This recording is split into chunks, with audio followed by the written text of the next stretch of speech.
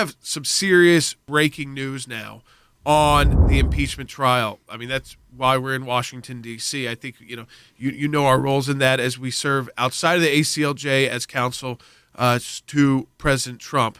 And we have now gotten word officially from Nancy Pelosi in a letter she has sent to her fellow members on the Judiciary Committee. Quote, I have asked Judiciary Chairman Jerry Nadler to be prepared to bring to the floor next week a resolution to appoint managers and transmit the articles of impeachment to the Senate.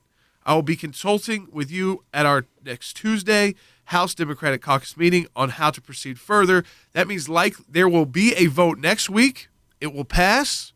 The articles of impeachment will move to the U.S. Senate, and then the Senate takes over, and the trial begins. Now, there's some procedural aspects to that trial that obviously the Senate, if they use the Clinton model, which they've talked about, goes through, and there's rules that have to be then determined in the Senate, reading of the articles, the Chief Justice swears in, the members of the U.S. Senate swear in. But we are now at the point, folks, where we are likely either, depending on the timing, it looks like she's going to do it Tuesday, Than, which means, speak to the leaders, means a Wednesday vote.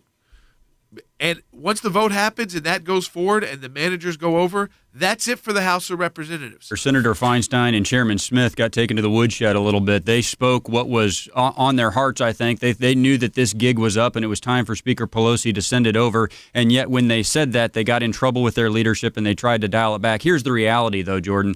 Speaker Pelosi had her bluff called. Leader McConnell said, look, I don't want these articles in the first place. You do whatever you want. The Senate is going to conduct these procedures by the rules that we decide. You are not going to dictate that to us. And she ran out of time, Jordan. So they have to defend the two articles of impeachment, the abuse of power and obstruction of Congress.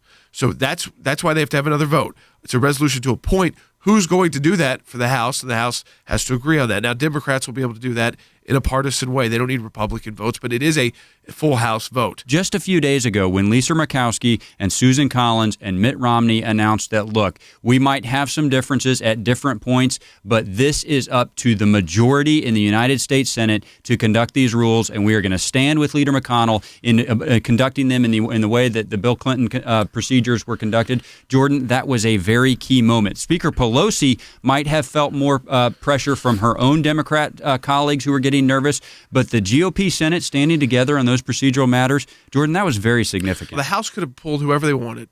They could have gone to court to fight to get them. They decided not to and decided to move forward with their articles of impeachment. They're going to have to present their articles, present their case without witnesses.